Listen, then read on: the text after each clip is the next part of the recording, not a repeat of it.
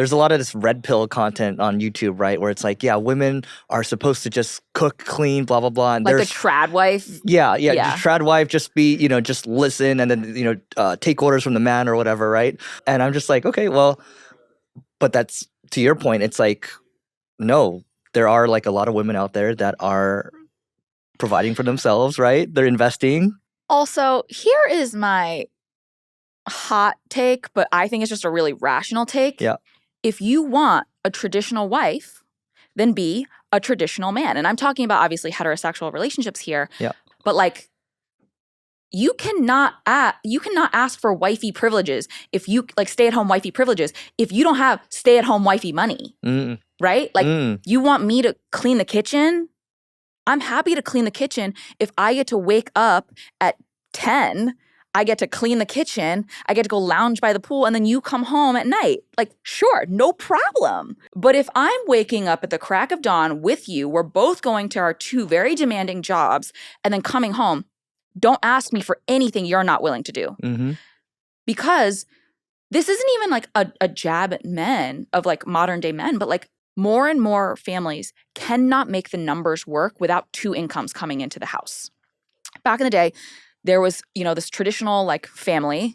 You had a man who was the breadwinner, the woman would stay at home, and a middle class income was enough for you to buy a white picket fence house. You would have your golden retriever, your 2.5 kids, you would go on vacation twice a year, and by the time you turn 60, 65, you'd be able to retire. Great. That doesn't work for most people now because a normal income now is a lot harder to make ends meet.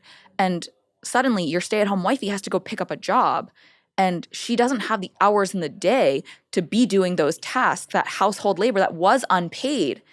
And my thing is now is like, if you're both working, if you both have external responsibilities, you're both contributing to the financial well-being of the home.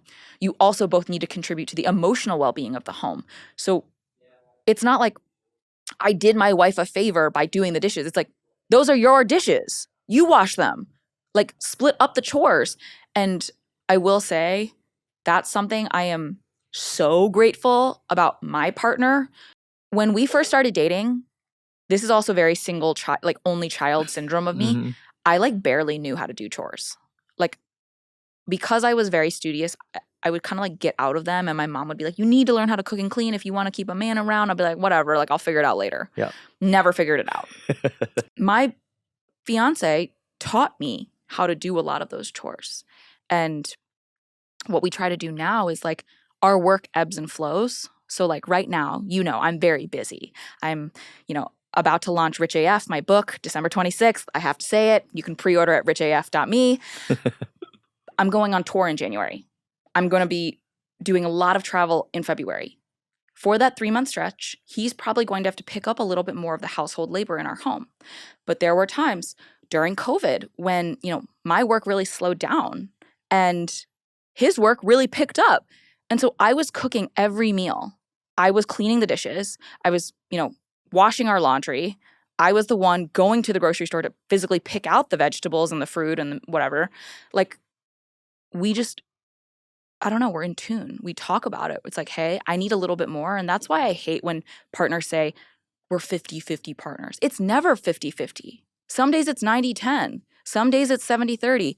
But if you want to be 50-50 all the time, you are going to come to a day where your partner can't give 50. And then you don't have 100. Yep. And that's bad. I look at it as like Batman and Robin. Sometimes you have to be Batman. Sometimes he has to be Batman. Exactly. Yeah. There's a couple that comes to mind. So two good friends, Alex and Layla Hormozi. And I remember once Alex was asked on stage, it was like, yeah, I just don't think it makes sense. Like all the things like cleaning the dishes and all that stuff, like that's just someone you can hire to help. And like you want to have someone that's a partner that can build something with you. And that's a lot more attractive to me. And it seems a lot more fulfilling, which sounds like what you're doing too. Like I always say to my fiance, like, I don't have some of these skills. Fortunately, we can outsource for a lot of these tasks that I'm not really good at, that I don't enjoy doing. I would rather spend an hour that I could have been doing the dishes and folding the laundry and spend that extra hour doing something that's going to contribute to my business that'll then pay for services that can help us with that. Because one of them I enjoy doing and the other one I dread. And I'd rather do the one that I like. Got it. You had this quote too. So every friendship is a cost-benefit analysis. Yo, like, I got roasted on the internet for saying that. I thought it was a great quote. Because it is. It's true. And I think it was taken a little bit out of context, but this is exactly what I mean. You and I are friends. It doesn't mean that we need to equally have the exact same dollar value of net worth. It means that we both need to bring something to the table of our friendship. And I talk about this with all of my girlfriends. I am the richest friend out of my college close buddies. One of them is a plastic surgery resident right now. One of them is going to be an attorney. Two of them just graduated from business school. One's a VC investor. Another one's a consultant. They all have, great livings and careers. But my friend who's a doctor is like multiple six figures in the hole right now. The cost-benefit analysis of our friendship, though, is not based on dollars. It's based on laughs. It's based on support. It's based on love. It's based on emotion. She's the person I can call for anything. When I'm having a mental breakdown, I'm like, you know who I should call? That friend. My friend who is the attorney. Like, if I feel like I'm being irrational or crazy, I'll call her to basically have her validate that I'm right, because she's so great at forming an argument and helps me craft my argument better. But like, all of those things that I love about my friends, nothing of them have to do with money, but that's a benefit to me. They make me laugh. They make me happy. They provide me emotional support. And it's strange to me when people don't cost-benefit analysis their friendships, because what if you have a friend, very loosely used term, who takes and takes and takes, sucks all of your energy away, is a Debbie Downer, makes you feel bad about yourself? That's not a friend.